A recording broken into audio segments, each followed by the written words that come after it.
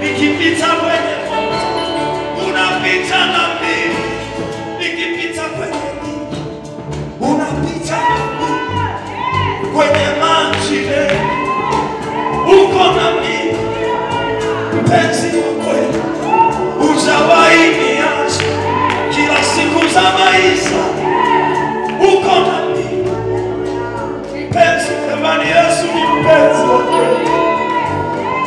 Wapenzi wa dunia wanaweza kukuacha, lakini sio Yesu.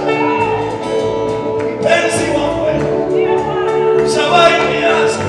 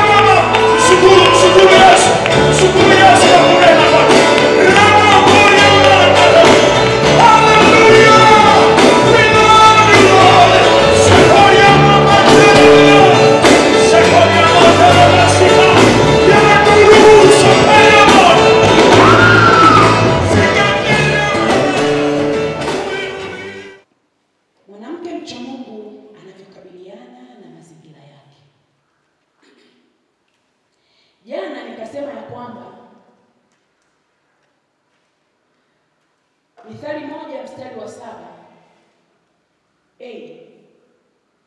Mithali 1 mstari wa 7. Neno linasema kumcha Bwana ni chanzo cha maarifa. Kumcha Bwana ni chanzo cha maarifa. Kichwa chetu kinasema mwanamke mcha Mungu anavyokabiliana na mazingira yake. Haleluya. Nikasema jana hiyo sentensi tu kukabiliana ina maana kubwa sana. Na maana ya kukabiliana ni kukiendea kitu kwa mbele bila kukiogopa. Haleluya. Ni kukiendea kitu kwa mbele, unakitokezea kitu kwa mbele, ndio kukabili maana yake. Kwenye tafsiri ya Kiswahili cha kisasa kabisa. Unajua kuna maneno mengine huwa tunaongea alafu hatujui nini maana yake kwa sababu tumezaliwa tumekuta watu wanaongea. Haleluya. Lakini ukitamani kuwa mwanafunzi, kuna maneno lazima huwa unayatafuta maana zake, kwa nini neno hili. Kwa hiyo kukabiliana au kukabili kitu, unakiendea kile kitu kwa ujasiri, unakitokea kwa mbele yake. Wala sio kwa kukifuata kwa kunyatia. Haleluya. Wala sio kukifuata kwa kukiendea kwa nyuma. Maana ya kukikabili, unakiendea hicho kitu uso kwa uso au ana kwa ana. Haleluya. Kwamba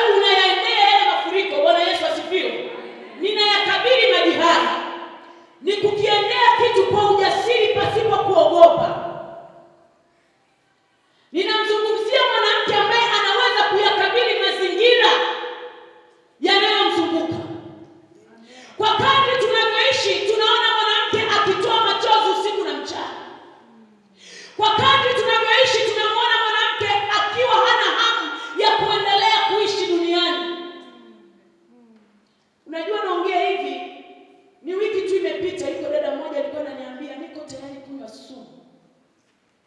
Na alishajaribu kunywa sumu. Alafu awape na watoto wake wafe. Akasema siwezi kuondoka nikaacha watoto wangu. Lakini mkono wa Mungu ulikuwa bado unamtafuta. Haleluya. Wanawake wamepitia kwenye mazingira fulani hivi ambayo wakati mwingi wanajikuta ni watu wenye huzuni. Wanatoa tu machozi. Wakati mwingine unamkuta mwanamke anatembea barabarani anaongea peke yake. Usifikiri kichaa. Mazingira anayokutana nayo yanamfanya aongee mwenyewe bila kupenda. Sasa katika hizi siku tulizokuja hapa Tabora, tunatamani kumjua mwanamke anayemcha Mungu anavyoweza kukabiliana na hayo mazingira ya kumtoa machozi. Na akapita kwenye hayo mazingira bila kutoa machozi. Tumpate mwanamke ambaye akapita katika mazingira ya kumfanya kwamba duni sana, lakini akayakabili yale mazingira ya kumfanya yeye duni, na akapita hapo akatoka kwa ushindi akiwa ni mtu ambaye ana jina lililo kubwa. Haleluya. Mwanamke mcha Mungu anavyokabiliana. Ishu ya mwanamke ni kukabiliana na mazingira, sio kuyakimbia mazingira. Haijalishi haya mazingira yanasema nini, unayo lugha ya kuyatamkia haya mazingira. Ndio maana nakwambia mwanamke mcha Mungu anavyoweza kuyakabili mazingira anayoyapitia kila siku. Haleluya. Haleluya. Haijalishi moto ni mkali kiasi gani kwenye haya mazingira, lakini ni wewe mwanamke ambaye ndani yako una jina lililo kuu sana, ambalo wakati mwingine tunasema hili jina ni moto ulao. Katikati ya moto unapeleka maisha yako kwenye ule moto, alafu moto haukuteketezi. Unayakabili maisha yako, alafu moto haukuunguzi. Kwa sababu gani? Huku ndani ninaye Mungu ambaye yeye ni moto ulao. Kwa hiyo kwa sababu yuko ndani yangu, hakuna moto utakaoniteketeza.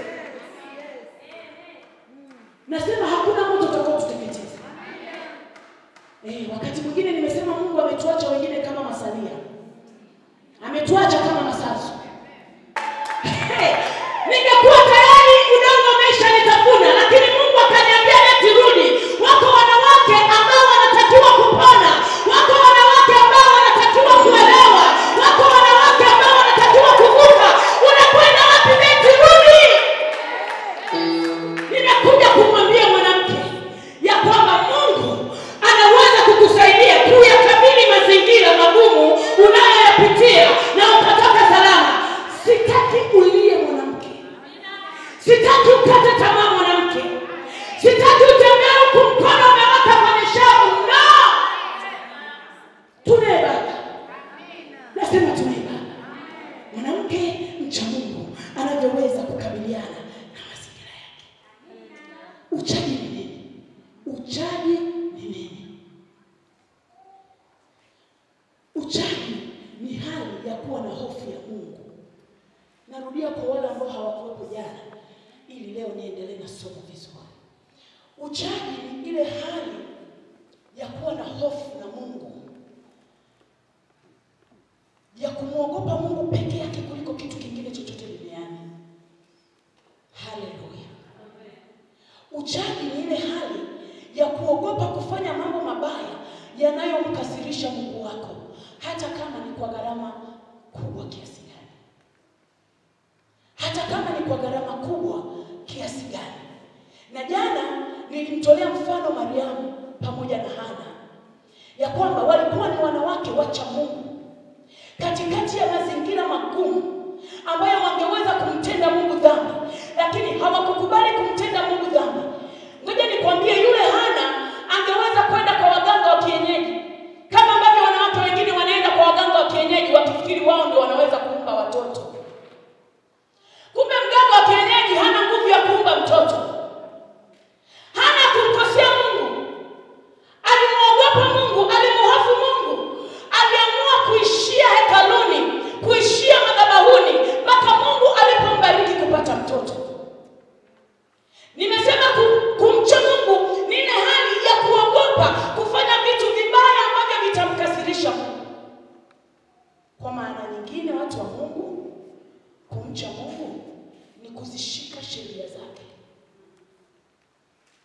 kulishika neno lake, kuyashika maagizo yake. Bwana Yesu asifiwe.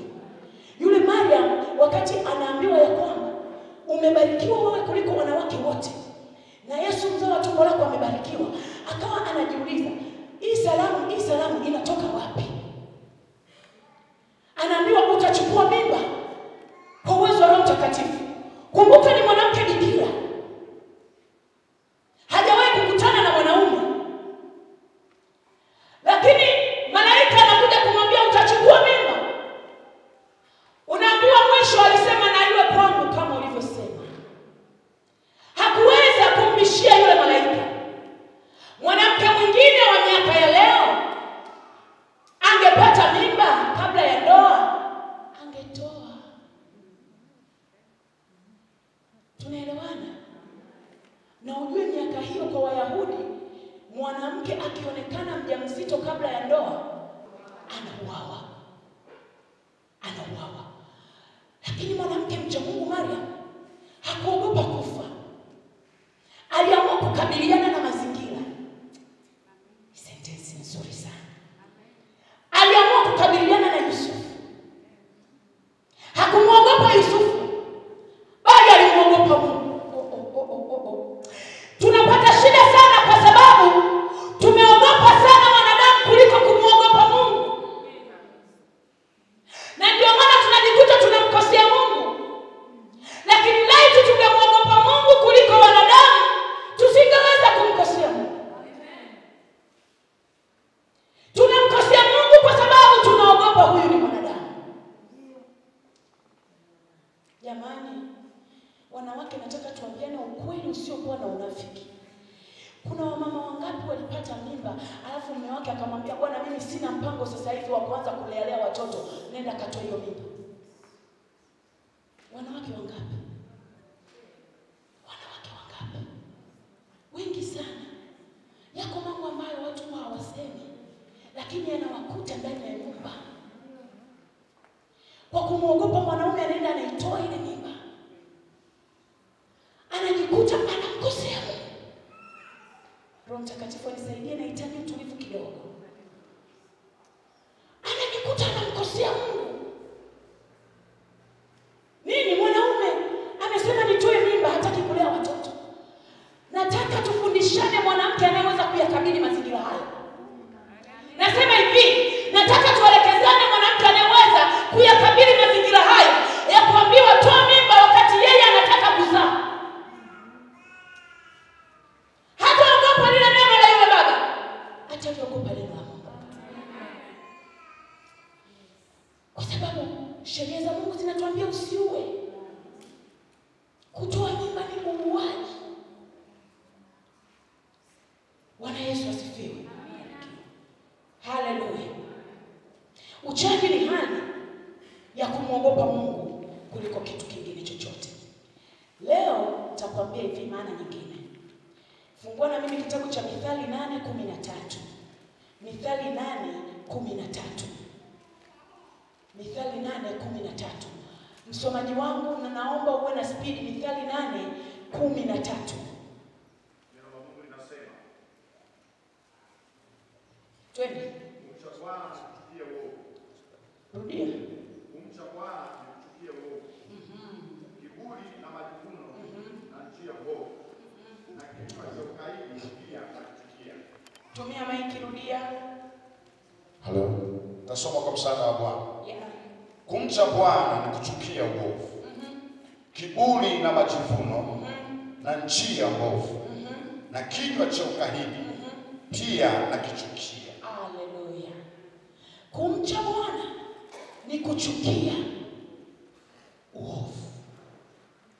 Kumcha Bwana ni kuchukia nini? Uovu. Hapo chini ameshuka amesema sijui kiburi na majivuno na vitu vya namna hiyo. Lakini ni kuchukia uovu. Kumcha Bwana. Kumcha Bwana ni kuyakataa mambo maovu. Sasa Wakristo sasa hivi huwa hatujui kutenganisha dhambi, makosa na uovu. Hivi ni vitu viwili tofauti. vitatu tofauti. Kuna dhambi, kuna makosa, kuna uovu. Lakini hili sio somo langu. Ila neno linasema kumcha Mungu ni kuchukia uovu. Uovu ni nini? Uovu ni kile kitu unachokifanya ambacho hakimpendezi Mungu kwa kujirudia rudia. Ni kitu kiovu, kitu kibaya unachokifanya ambacho hakimpendezi Mungu kwa kujirudia rudia. Huo ni uovu. Mtumishi mwingine akasema hivi, uovu ni zaidi ya kutenda dhambi. Ni zaidi ya kutenda dhambi. Leo umeua, umetenda dhambi. Mungu ukaomba toba akakusamehe. Kesho ukaua. Kesho kutwa ukaua. Mwaka ujao ukaua. Miaka mitano, huo ni uovu, sio dhambi.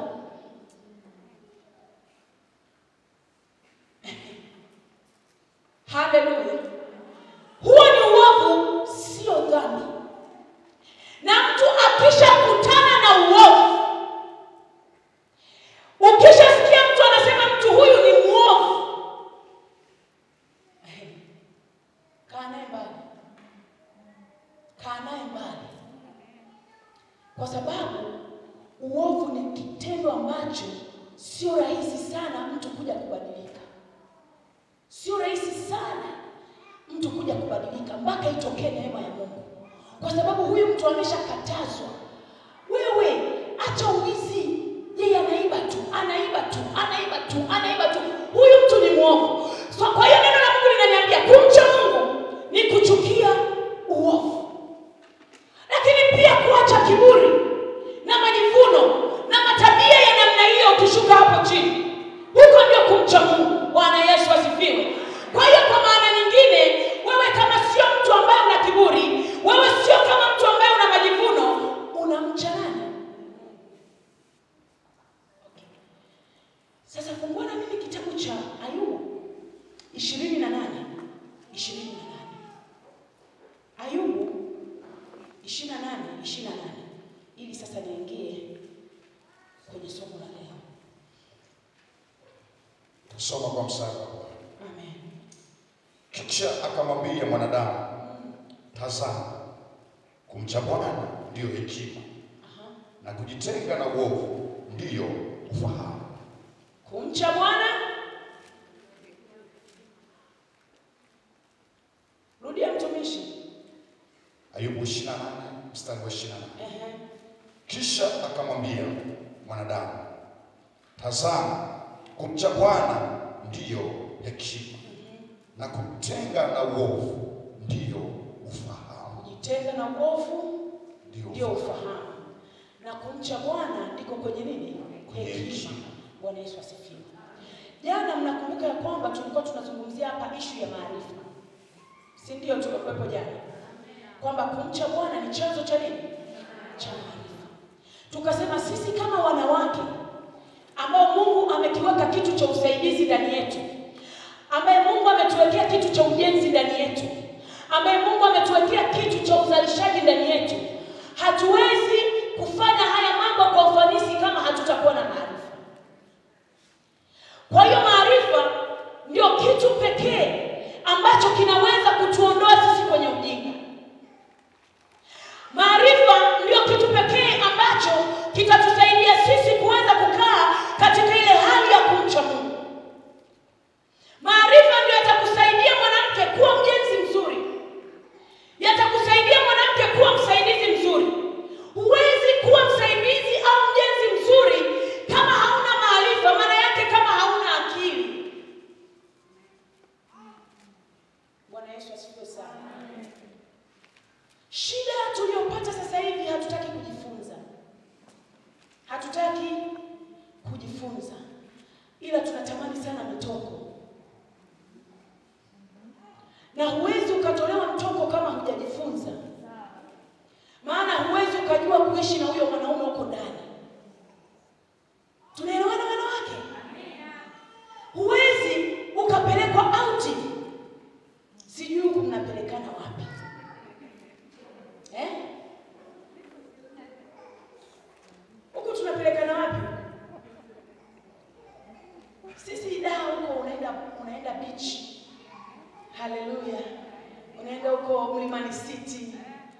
samaki.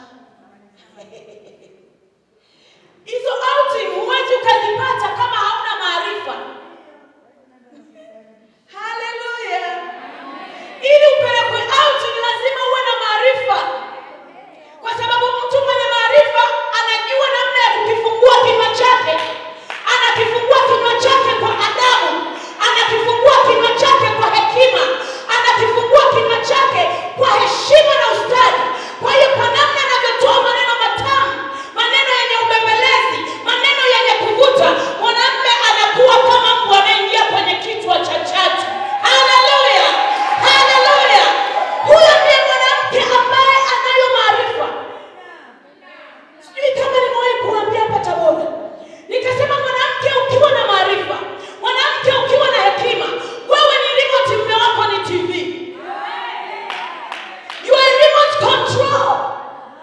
Wewe ndio unaye control nyumba yako. Wewe ndio unaye control mume wako huko ndani. Kwa sababu gani?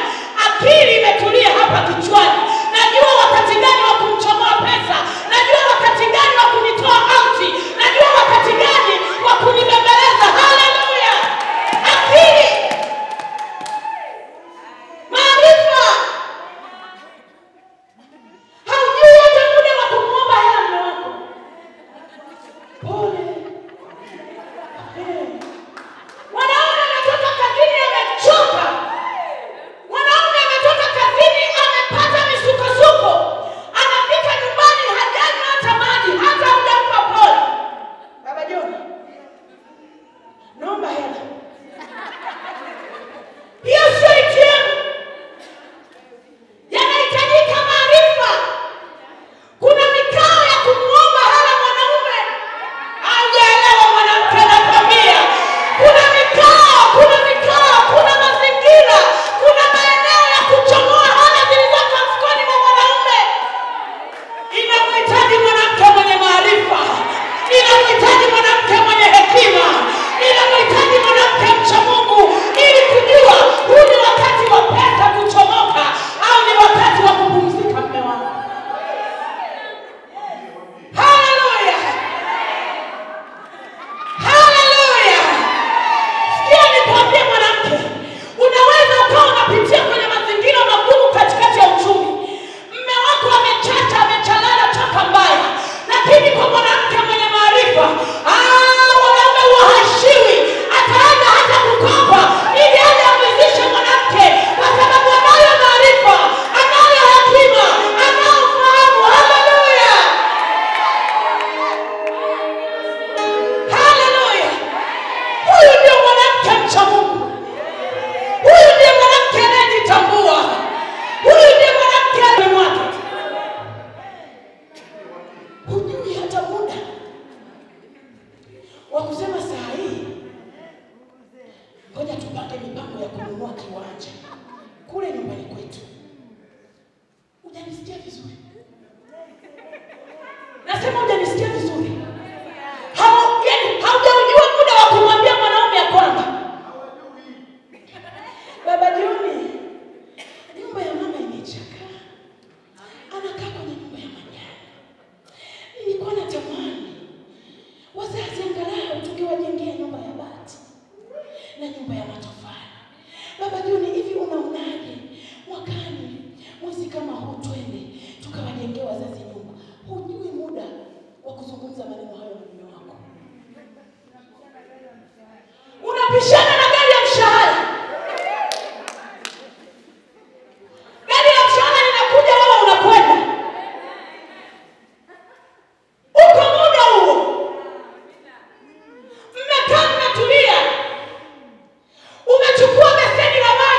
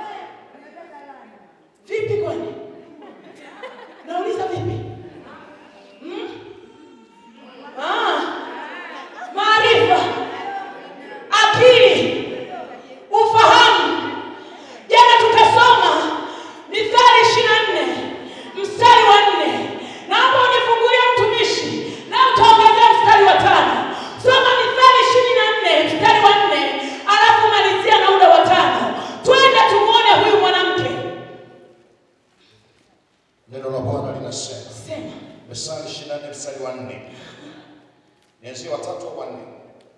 Anzia 3 twende mpaka 5. Inasema nyumba hujengwa kwa hekima na kwa ufahamu kudhibitiwa. Mstari wa 4. Na kwa maarifa vyumba vyake hujazwa vitu vyote. Weka kituo. Kwa maarifa nyumba yake inajazwa vitu vyote. Tena sio vitu vya kawaida, sio vitu vya mtumba. Sikia. Jana niliwaambia hivi. Nyumba ikijengwa isipokuwa imefanywa finishing, tunaliitaga nini? Gofu pagara. Nyumba imejengwa tu, haikaliwi, haijamaliziwa, haina vitu ndani, hilo linaitwa ni gofu. Ili nyumba itwe nyumba inahitaji nini? Vitu na finishing. Wanaweza asifiwe. Sasa mtumishi wa Mungu anasema kwa maarifa nyumba ya huyu mtu inajazwa vitu vyote vya thamani. Kwa akili, shuka chini hapo. Mstari wa 5. Mtu mwenye hekima ana nguvu. Na mtu wa maarifa huongeza uwezo. Asante Roho Mtakatifu. Mtu wa hekima Ana nguvu. mtu wa hekima. Ipo. Nauliza, mtu mwenye hekima na mtu wa maarifa anaongeza uwezo. Ni rahisi sana kujiita kwamba mimi ni mwanamke mwenye nguvu wakati kichwani hauna maarifa. Ni rahisi sana kujiita kwamba mimi ni mwanamke mwenye uwezo wakati kichwani hauna akili. Namtia hasira mwanamke. Namtia hasira mwanamke ili atambue kwamba uwezo na nguvu Mungu alizoziweka ndani yake zinategemea maarifa. Na huwezi kupata maarifa kama hautamcha Mungu. Mwanamke anayemcha Mungu yeye ndiye anayo maarifa.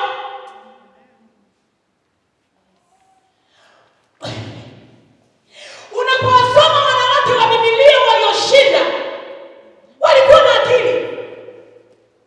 Watazame kina Abigaili. Waliolewa na wanaume wapumbavu.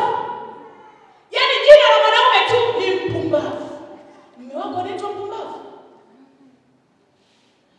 Lakini mwanamke huyu aliweza kuyakabili mazingira yake na akashinda na akatoka salama.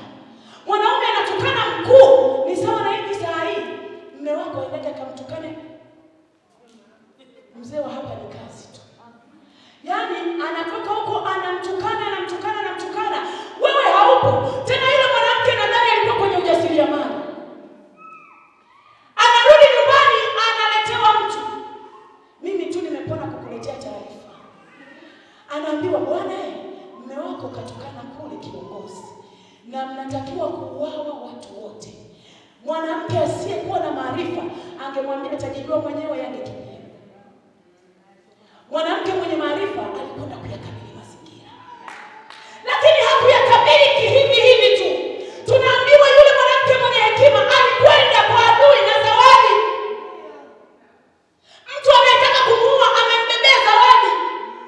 Anakwenda kuomba toba, amebeba zawadi. Wewe unaendaje kwa mtu ambaye amekukwaza? Wewe unaendaje kwa mtu ambaye amekuudhi?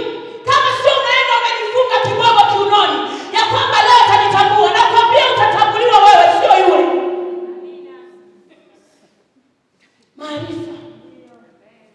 Maarifa.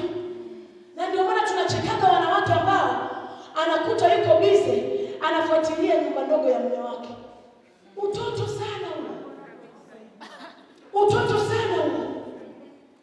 Na nikisema hivi watu wengi hawanielewi.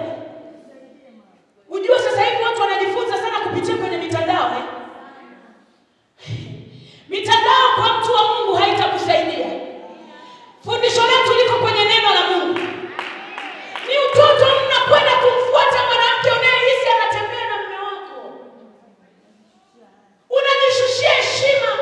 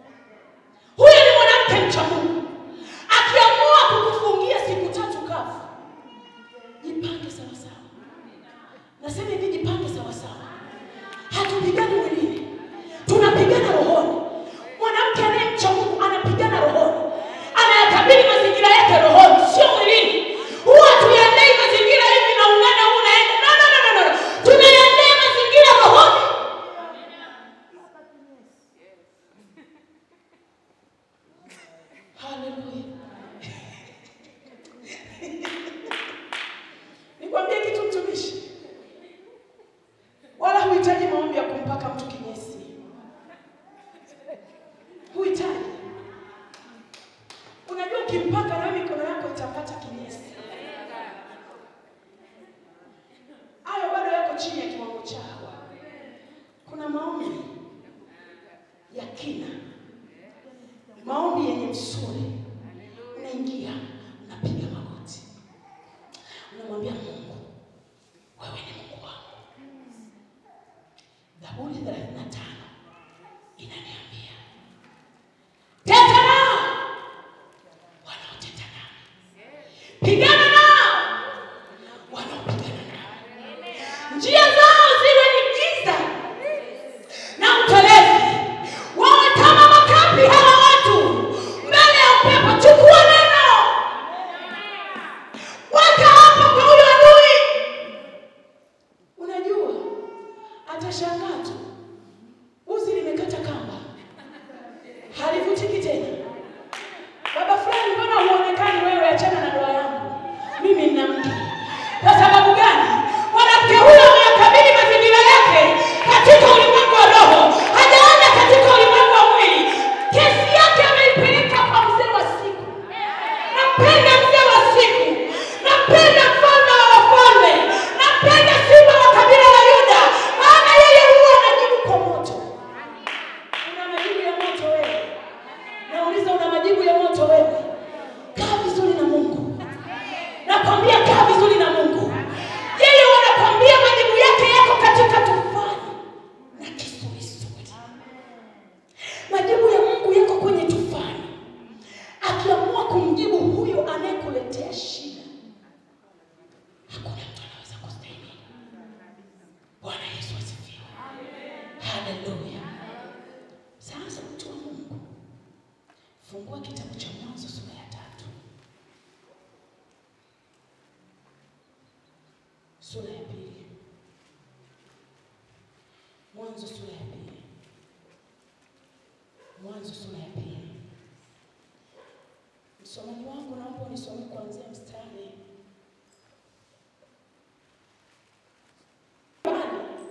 Ya Eva, namna ambavyo alidanganywa na nyoka. Bwana Yesu asifiwe. Lakini iko sababu ambayo ilimfanya Eva adanganyike. Kuna kitu alikuwa anakitafuta.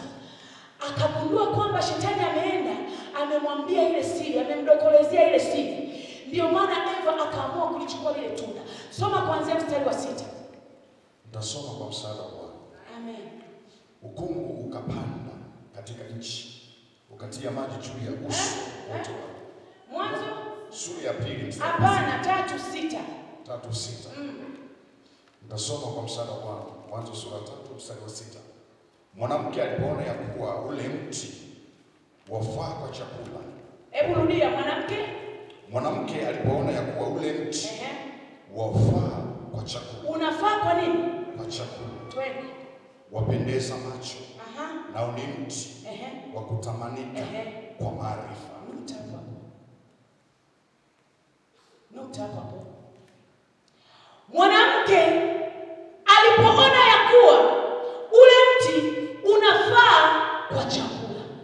Nataka nianzie pointi yangu ya kwanza hapo.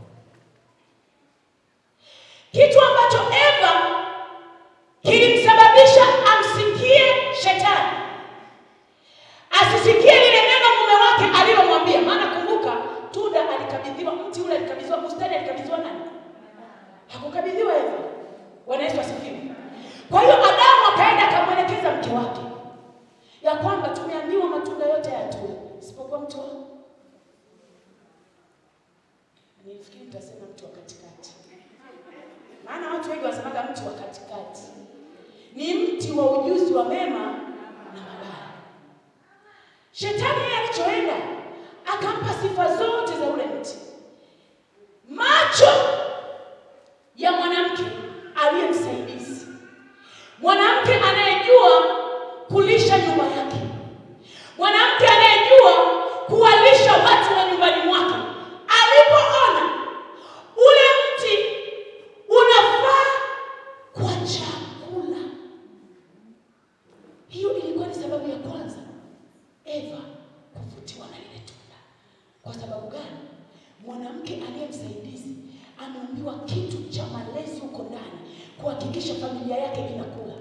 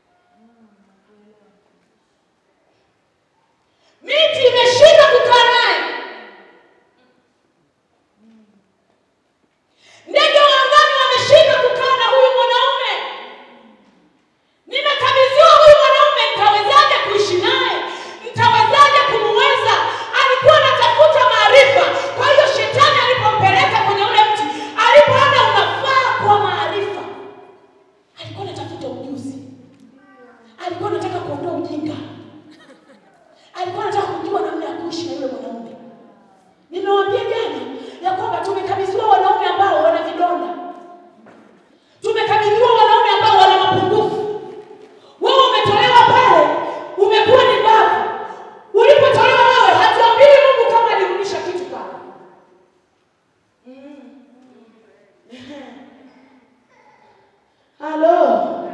Hatuambii kama nirudishe pale. Na jana nikakwambia wewe sio nyama. Wewe ni mfupa. Wewe ni mali ya dini. Mungu aliona akichukua tu nyama akakufinyanga. Nyama nilisema jana inaoza. Nyama ikivuna inatoa funza.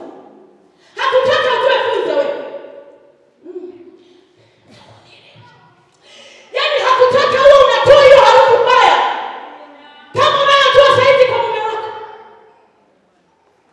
Ndio maana ulifanya kuwa mfupa. Mfupa hauozi. Oh Mungu wangu. Mfupa hauozi. Sasa Eva anasema nimekabidhiwa huyu mwanaume mwenye mapungufu. Nipate wapi maarifa ya kujua namna ya kuishi naye? Jamaa kaenda akachukua ile tunda. Hapo ndipo alipotupata shetani. Hapo ndipo alipotupata shetani. Lakini ashukuriwe Mungu. Kupitia huyo mwanamke tukapata ukombozi. Kupitia huyo mwanamke tukapata kurudishiwa nguvu zetu. Kupitia huyo mwanamke tukapata kurudishiwa heshima. Bwana Yesu asifiwe. Maarifa watu wa Mungu ni kitu cha thamani sana kwa wanadamu. Unaweza ukawa umeshikilia hiyo simu uliyoshikilia. Umenunua na 5,000 na 6,000. Lakini hujui kuitumia. Hujui kuitumia. Unaletewa hesabu, unatafuta calculator. Wakati simu umeshika mkononi. Lakini kwa sababu huna ujuzi na maarifa juu ya hiyo simu, unaenda kununua tena calculator wakati hiyo simu tayari ni calculator. Unataka kupiga picha, unaenda kununua kamera. Wakati simu ulionayo ina kamera. Kwa nini unafanya hivyo? Hauna maarifa. Umenunua kifaa ambacho huna maarifa nacho. Kuishi na mwanadamu inahitaji maarifa. Kuishi na mwanaume inahitaji maarifa. Bwana Yesu asifiwe. Waswahili wanakwambia jambo usilolijua ni kama usikuagiza.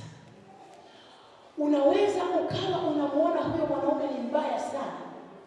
Kumbe hujaenda kutafuta maarifa ya kuishi naye. Kumbe ni mtu mmoja mzuri sana. Hujanisikia. Nasema hujanisikia. Unaelewa Mungu alipomuumba mwanadamu alisema alipotazama vyote vilikuwa ni vyema. Vyote vilikuwa ni vyema. Ubaya unaoona hapo ni shetani. Sasa unatakiwa uwe na maarifa ya kupambana na shetani katikati ya ndoa yako. Bila kupigana ngumi wala kunyanyuliana silaha.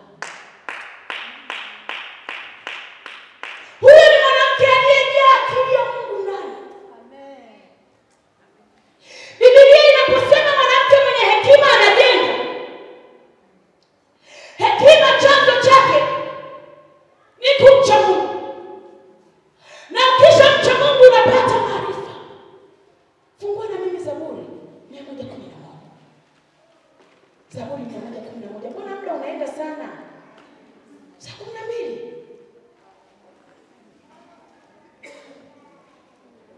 Fungua Zaburi 111.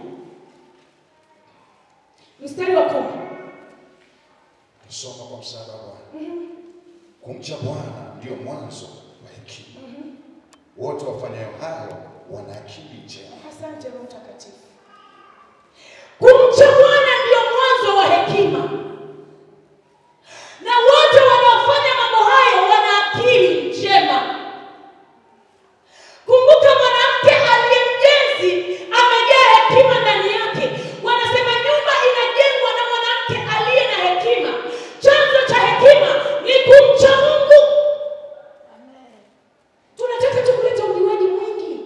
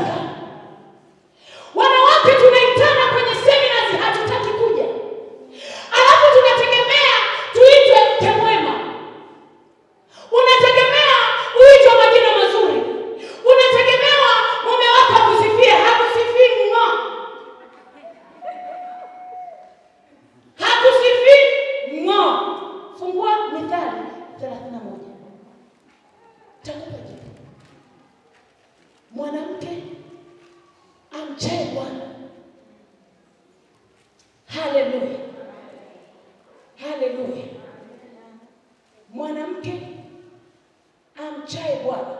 Twende Yose 31 mstari wa 30. Upendeleo hudanganya. Na uzuri ni ubatili. Uzuri ni nini? Sasa unatulingishieje uzuri wako?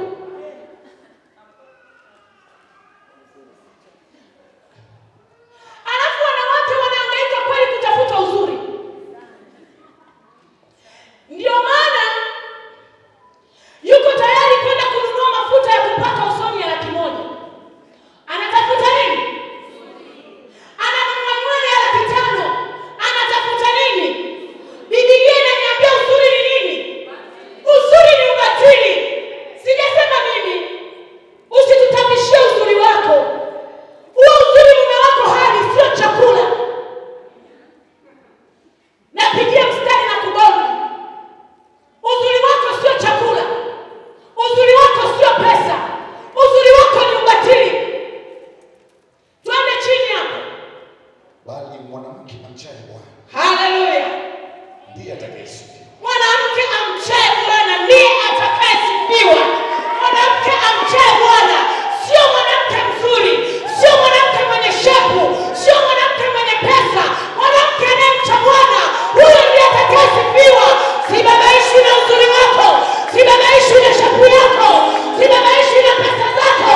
Bali huyo anayemcha Bwana, yeye ndio anayenitisha kwa sababu amejaa sifa, amejaa heshima, amejaa kibali, amejaa uzuri. Haleluya. Haleluya. Oh, usinibabaishe mimi mzuri. So what? Biblia inaniambia uzuri ni ubatili. Nilifundisha mahali nikasema sifa ni sumu inayoua. Sumu ni sifa inayoua. Na ukishaona unasifiwa sana, nenda chini kazivua hizo sifa.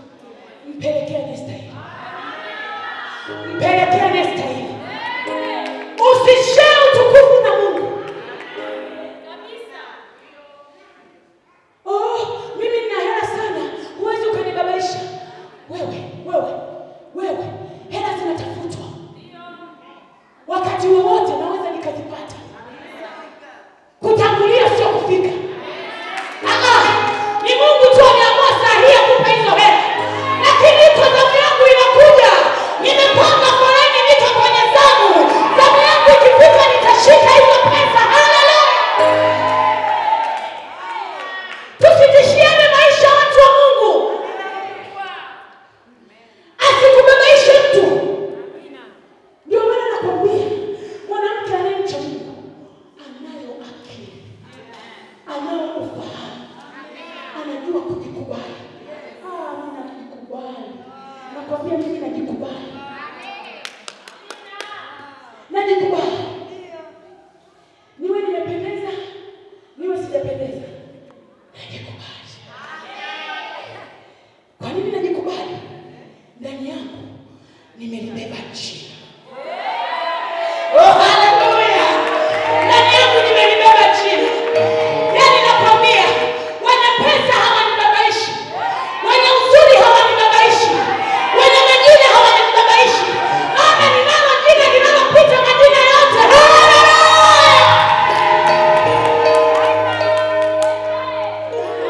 Unalialia kwa sababu hauna maarifa wewe. Huna maarifa.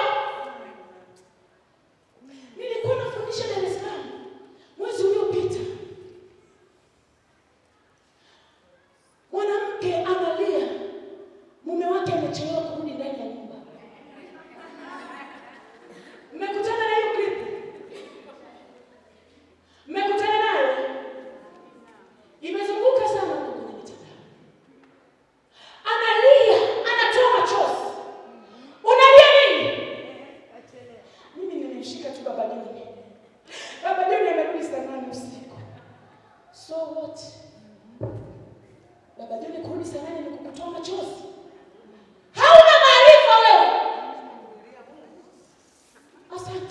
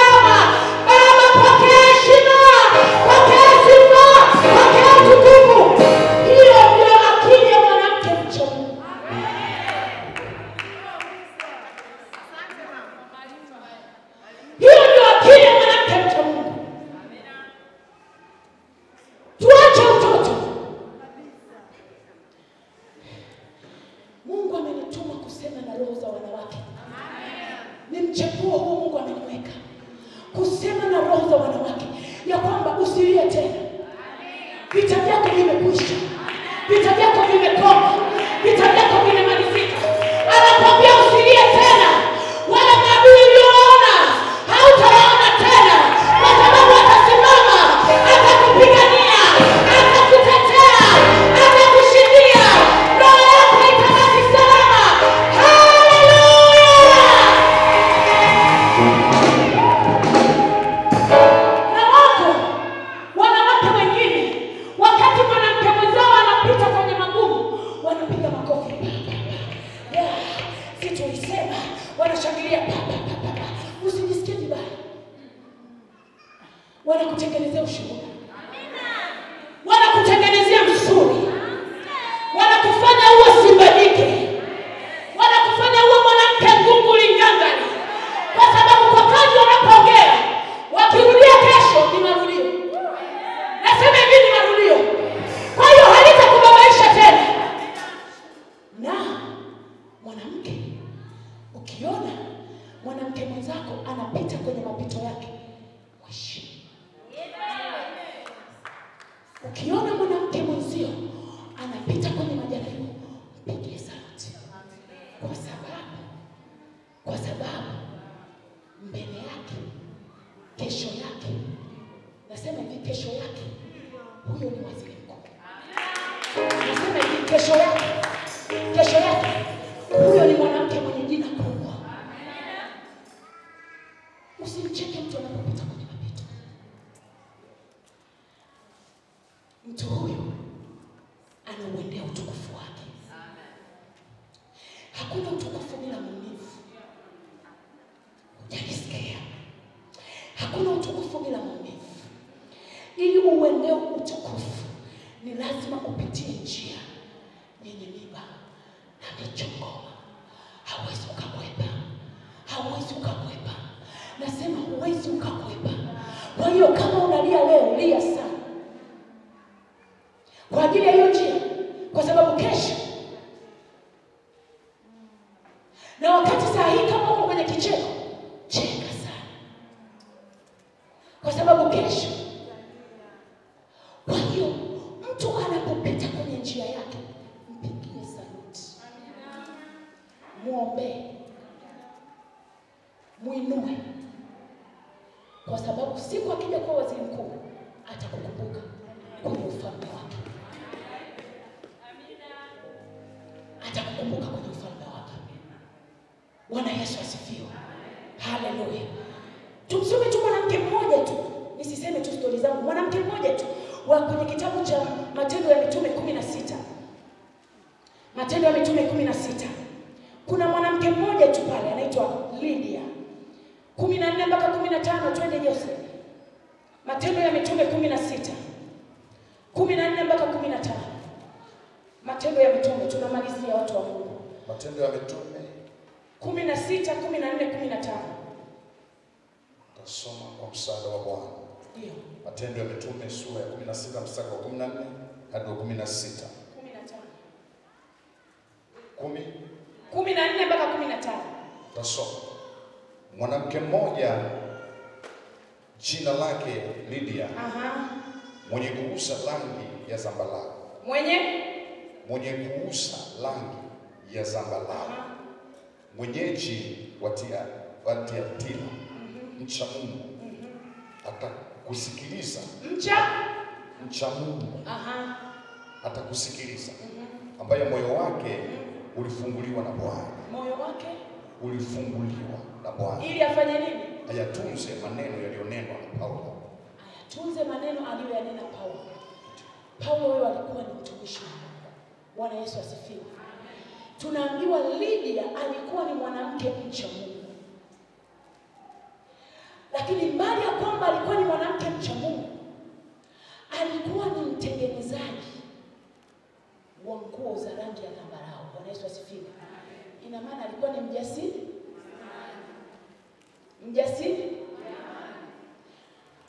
Usiniambie wewe unamcha Mungu alafu hutaki kujishughulisha na kazi. Wanawake wote wanaomcha Mungu wamejaa maarifa. Maarifa yatakufundisha namna ya kutafuta pesa. ili usiwe tegemezi.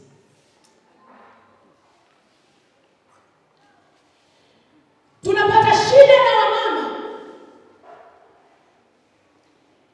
hawataki kufanya kazi, wanajiita mama wa nyumbani. Hebu tu, nani mama wa nyumbani? Nitakiwa niweze swali kabla sijatoa jibu. Tatizo limetoa jibu. Eti mwanamke mcha Mungu anaamka nyumbani asubuhi, anamaliza kazi, anatoka anaenda kukaa kibarazani. Anatoka anaenda kumtembelea jirani. Hivi bado mnatembeleana huko? Mbaya. Mbaya. Ukienda kwa mtu anaumwa, ana sherehe, amefiwa, kuisha kazi. Unaendaje kutembea wewe wakati ni mwanamke mwenye hekima na maarifa? Jana tulisoma ya kwamba mwanamke asiyekuwa na maarifa, shetani kuzimu kuna furahi, kuzimu kuna fungua kinywa kama hauna maarifa ili kukumeze.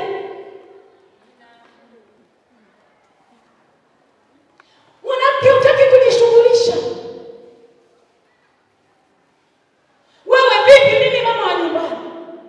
Nini maana ya kuwa mama wa nyumbani?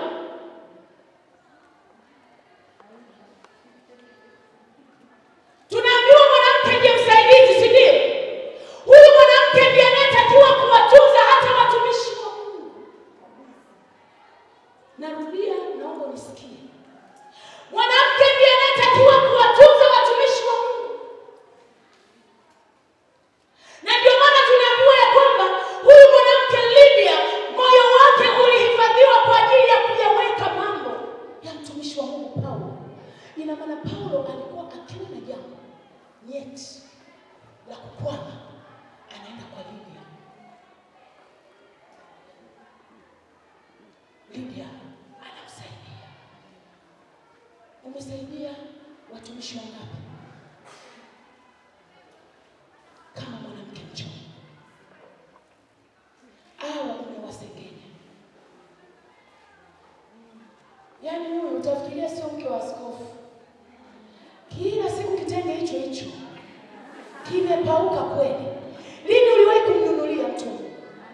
Wewe mwanamke mcha Mungu, lini uliwahi kumnunulia huyu mwanamke kitenge? Amevaa kiatu kinaendaga upande. Si unajua kama miguu yako inaenda upande kidogo, viatu vinalika, micha kwako kinalikaga upande hivi. Yaani ndio mwondoko wangu. Bwana Yesu asifiwe. Kanunua basi kwa sababu jicho lako limeona. Unajua mwanamke anaona kwa sababu jicho lako limeona. Kabla hujamwambia hata jirani yako, nenda kanunue kiatu mvalishe. Na hiyo iwe siri yako, wala sio jambo la kumwambia hata mume wako wakati mwingine. Shida tunawasaidia watumishi alafu tunawasimanga matangazo. Huyo sio mwanamke mcha Mungu. Unapomwona bosi hapo, unapomwona Jackie amevaa shati limepauka, usianze kusema yeye jamani, mtumishi gani mwenyewe? Kanunua nguo. Mvike mtumishi wa Mungu. Huyu ndiye mwanamke mcha Mungu. Na mwanamke mcha Mungu ndiye anayesifiwa. Usitafute sifa wakati huna vigezo vya kusifiwa. Oh my God. Usitafute sifa wakati hauna pointi za kusifiwa.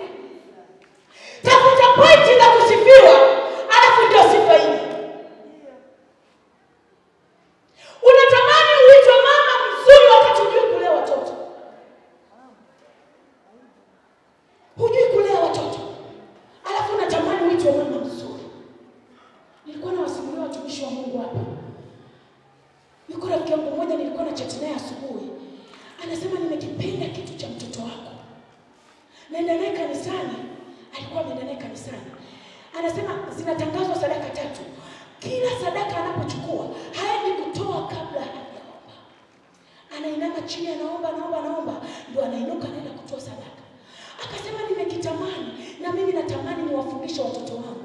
Bwana Yesu asifiwe. Vitu vingine hatuwafundishi, bali wanakopi na kupesti. Wanaona maisha unayoishi, wanaona mwenendo ulionao, kwa sababu unaongozana nao kanisani. Wanaona mama kabla hajapeleka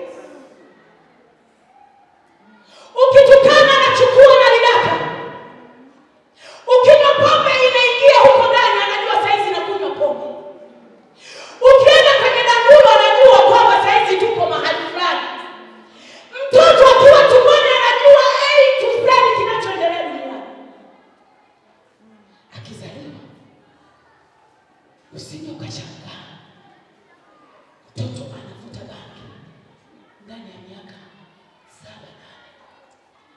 Aliona bangi akiwa kimetoka tumboni kwa mama yake.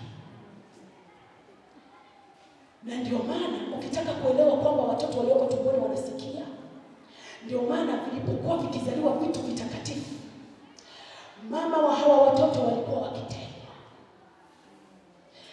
Samsoni wakati anatungiwa mimba, malaika alienda akamwambia mama wa Samsoni, mke wa Manoa, akamwambia ulichokibeba ni kitakatifu.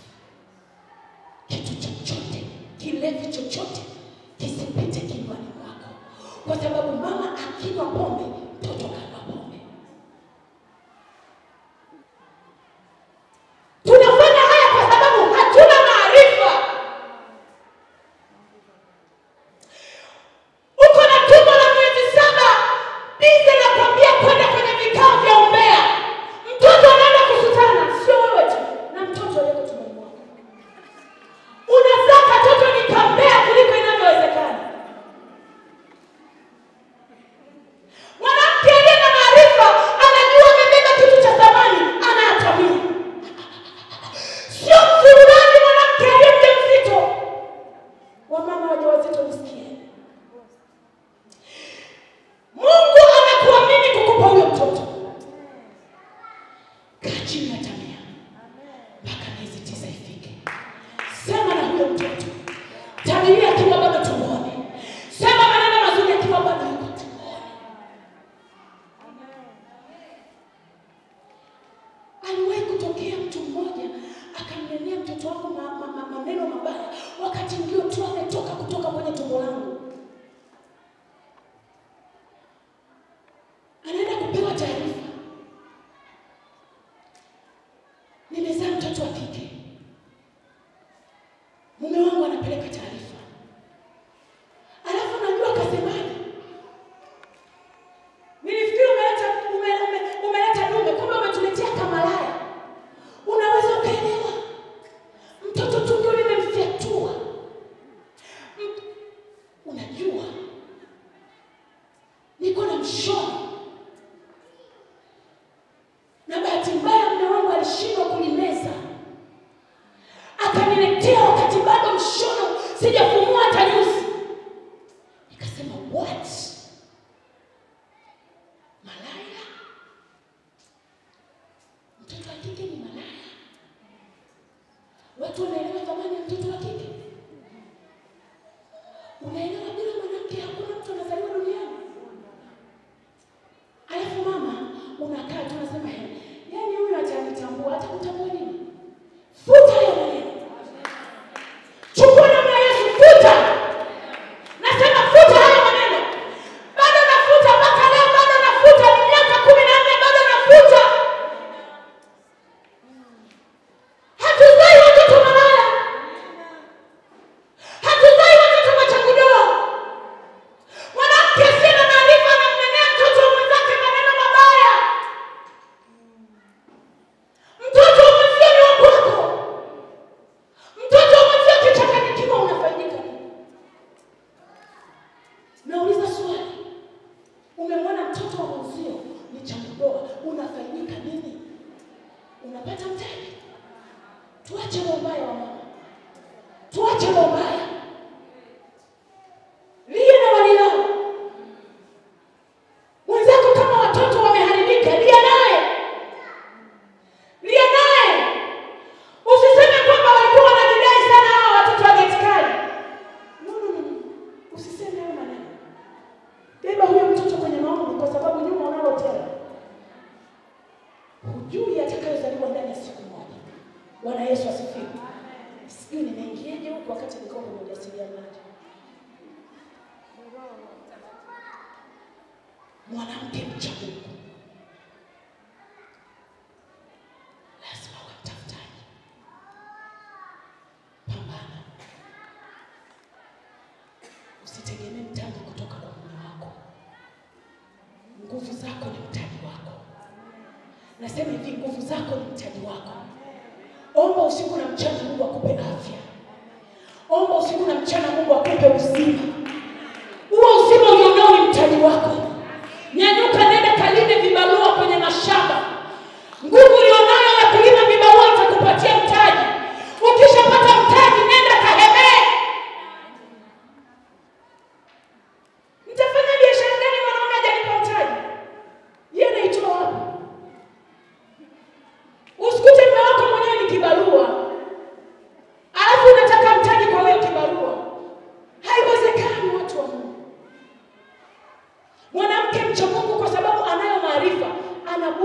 miradi mbalimbali ya kufanya. Anabuni miradi mbalimbali ya kufanya. Unajua kwa nini sasa hivi kazi za Mungu haziendi? Wanawake hawataki kujishughulisha. Niwaambie kitu wa mama. Kazi ya Mungu haitakiwi hata kwenda kwa kuomba. Unaomba mpaka hela ya kuchangia sadaka kanisani unaomba. Sadaka unaomba. Unanielewa lile andiko linakwambia sadaka yako ilipo ndipo na moyo wako. Naomba nirudie. Hazina yako ilipo ndipo na moyo wako. Alafu umetoka unaenda kuomba sadaka kwa mume wako. Ile sadaka umetafuta wewe au ni ya mume wako? Ukienda kuitoa ni ya kwako au ni ya yule mwanaume? Moyo unaenda kukaa kwenye ile sadaka, moyo wako au yule mwanaume? Kwa hiyo unamtengenezea mume wako hazina.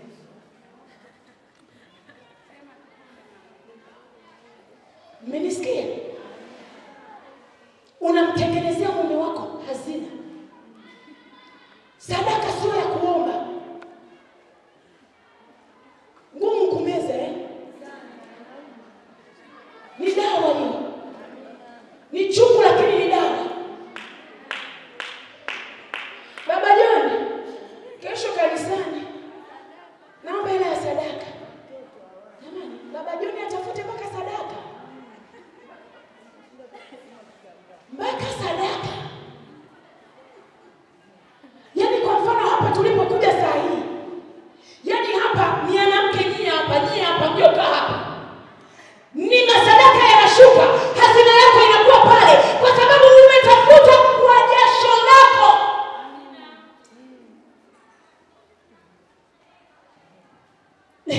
Na si unajua kwa kadri unavyotoa ndivyo unavyobarikiwa. Umekazana mimi napanda mbegu, natoa sana sadaka nyuma kwa Baba John. Alafu sibarikiwi. Anabarikiwa Baba John. Chungu kumeza. Lakini ni dawa. Wanawake sisi ndio tunaotakiwa kulijenga kanisa. Wanawake sisi ndio tunatakiwa kujenga familia kwa pesa za kujitafutia wenyewe. Unaongea mahali mama nenda mashineni kapepete hata mahindi. Upate hela ya kwako. Unaomba mpaka hela ya kupaka mafuta unaomba. Mwanaume anakuheshimu sana ngapi? Tunacheka kama mazuri lakini anakera. Hata hela ya marejesho wa baba imewakuna hiyo. Hata hela ya marejesho unaomba kwa waume zenu. Huo mchezo ni wa kwake yeye wa kwako. Tunaambiwa mwanamke Lydia mcha Mungu alikuwa anatengeneza nguo za rangi ya zambarau. Alikuwa mjasiriamali. Leo hii tunasema alikuwa mtengeneza mabatiki. Anapika mabatiki anayauza. Na miaka ya nyuma waliomhudumia Yesu ni wanawake. Tunaambiwa walimhudumia na mali zao, sio mali za waume zao. Yesu alikuwa anawatendea, wakishatendewa wanatoka wanakwenda kubeba mali zao, zinakuja kumtumikia Mungu. Sadaka yenyewe tunatoa 500. Jamani, watu wa Mungu nipendeni. Tumekuja kupona. Thamani ya Mungu ulioiweka ndio itakuonyesha hata kiwango cha sadaka unachokitoa. Thamani ya Mungu wako. Kwa sababu sadaka humtolei askofu wala mchungaji. Sadaka unaitoa mbele za Mungu wako.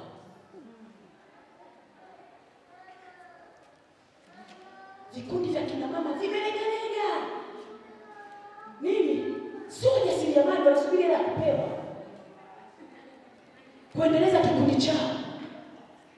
Kundi la wamama kanisani ndio linatakiwa liwe na miradi mikubwa kuliko makundi mengine. Kwa sababu hawa watu wana maarifa mengi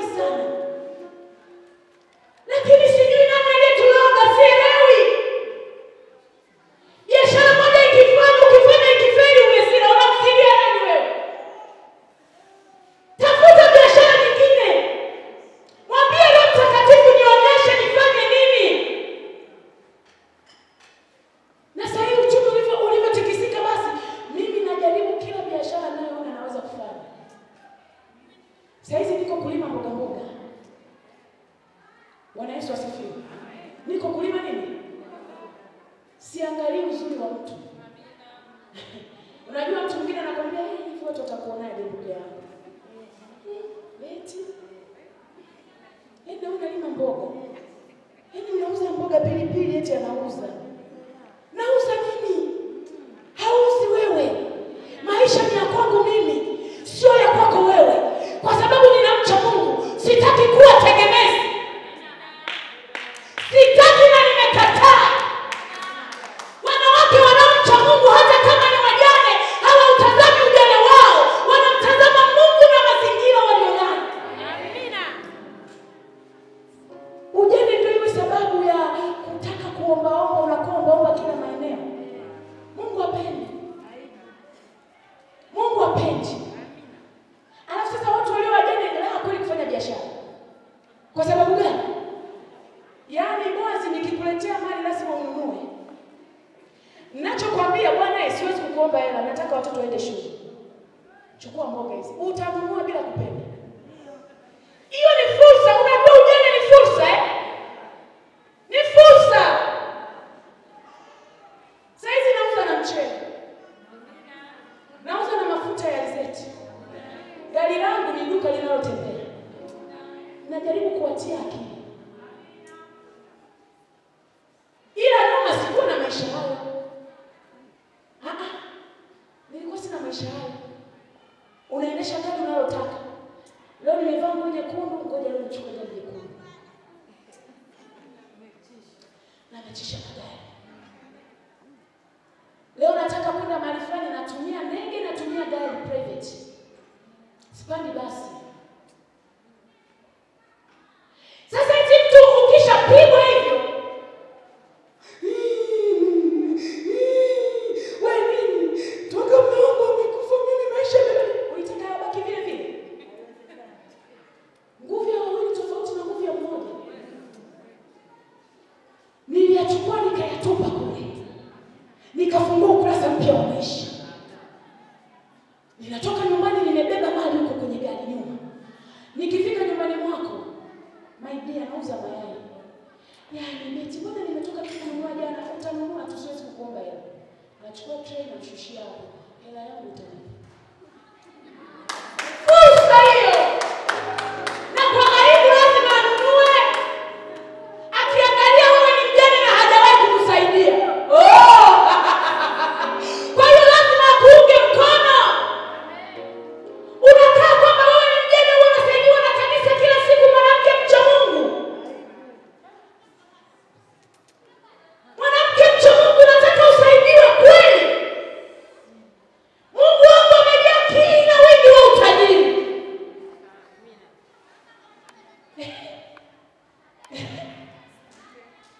Hebu simama.